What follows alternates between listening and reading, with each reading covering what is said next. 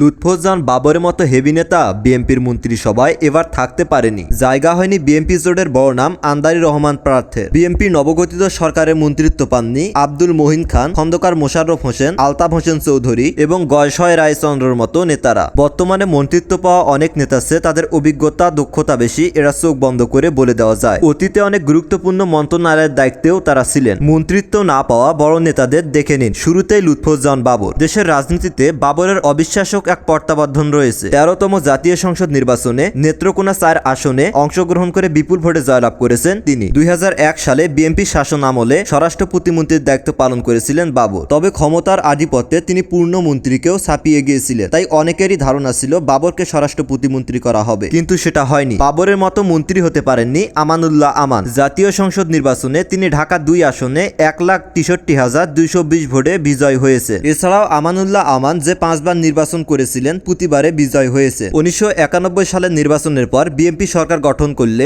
আমান প্রথমে স্বাস্থ্য ও পরিবার কল্যাণ প্রতিমন্ত্রীর দায়িত্ব পালন করেন। 2001 সালে পুরোনায় সরকার দল গঠন করলে তাকে শ্রম ও কর্মসংস্থান প্রতিমন্ত্রীর দায়িত্ব দেওয়া হয়। তবে তা এবার হয়নি। ত্রয়োদশ জাতীয় সংসদ নির্বাচনে ভোলা 1 আসনে বিজেপি চেয়ারম্যান আন্দাইব রহমান প্রার্থ গরুগাড়ি প্রদীপ নিয়ে দাঁড়ান। তিনি 1,05,543 ভোট পেয়ে জয়ী হন। বিএনপির অন্য জোট নেতা সাকি ও নুরেরা মন্ত্রী হলেও প্রার্থরা ডাক পাননি। প্রার্থের বাবা নাজিরুর রহমান মঞ্জু ছিলেন বাংলাদেশের সাবেক মন্ত্রী, ঢাকা সিটি কর্পোরেশনের মেয়র এবং বাংলাদেশ জাতীয়তাবাদী দলের প্রতিষ্ঠাতা ছিলেন। তার মা ছিলেন শেখ মুজিবুর রহমানের ভাইজি এবং শেখ ফজলুল করিম সেলিমের বোন। প্রার্থ 2008 সালে নবম জাতীয় সংসদ নির্বাচনে ভোলা 1 আসনে বিজয়ী হন। তিনি 2009 থেকে 2014 পর্যন্ত সংসদীয় স্থায়ী কমিটির সদস্য ছিলেন। বিএনপির আর এক আলোচিত শীর্ষ নেতা আব্দুল মহিন খান। তিনি 2001 থেকে 2006 পর্যন্ত বিএনপি সরকারের তথ্যমন্ত্রীর দায়িত্ব পালন করেছিলেন। তিনিও এবার কোনো মন্ত্রণা পাননি। এছাড়াও খন্দকার মোশাররফ হোসেনের নাম আসবে মন্ত্রিত্ব না পাওয়া বিএনপি হেভিওয়েট নেতাদের তালিকায়। তিনি 2001 থেকে 2006 পর্যন্ত 4 দলীয় জোট সরকারের আমলে স্বাস্থ্য ও পরিবার কল্যাণ মন্ত্রণালয়ের দায়িত্ব পালন করেন। এছাড়া রাষ্ট্রপতি হওয়ার তালিকায় সম্ভাব্য যাদের নাম রাজনৈতিক অঙ্গনে গুঞ্জন শোনা যাচ্ছে, তাদের মধ্যে প্রথমে মোশাররফ হোসেনের নামও আছে। এছাড়া বিএনপির আরেক বড় নেতা air vice marshal Altaf Hossain চৌধুরীও এবার কোনো মনোনয়ন পাননি। 2001 থেকে 2004 পর্যন্ত তিনি স্বরাষ্ট্রমন্ত্রীর দায়িত্ব পালন করেছিলেন। এছাড়াও 1991 সাল থেকে 1996 পর্যন্ত বিএনপির শাসন আমলে পৌর ও পরিবেশ প্রতিমন্ত্রী এবং মৎস্য প্রাণী সম্পদ প্রতিমন্ত্রীর দায়িত্ব পালন করা কয়শোর চন্দ্র রায়ও এবার কোনো মন্ত্রিত্ব পাননি। তারেক রহমান প্রধানমন্ত্রী হিসেবে এবং 49 জন এমপি প্রতিমন্ত্রী হিসেবে শপথ গ্রহণ করেছেন। তবে এই তালিকায় নেই বিএনপির স্থায়ী কমিটির সদস্য মির্জা আব্বাসের নাম। ঢাকা 8 আসনে মির্জা আব্বাস সংসদ সদস্য নির্বাচিত হয়েছেন। ঢাকা সিটি কর্পোরেশনের প্রথম মেয়র মির্জা আব্বাস। তিনি বেশ কয়েকবার জাতীয় সংসদের সদস্য নির্বাচিত হয়েছিলেন। এই হেভিওয়েট নেতাদের সাথে এবার অনেক নেতাই মন্ত্রিসভায় ঠাঁই পায়নি।